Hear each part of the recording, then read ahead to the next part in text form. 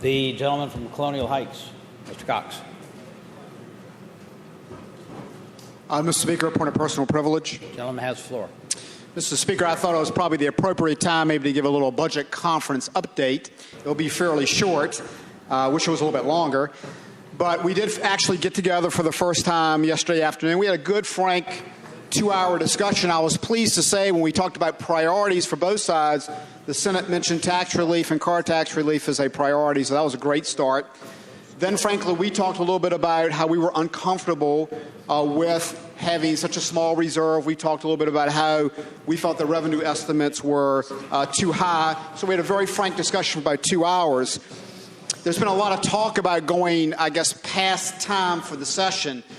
And that's one of the reasons I stood today is because today I want to tell the House we're going to make a major offer on the House side. The conferees are getting together right after the session. And what our hope is the Senate is going to stay around and give us a counteroffer.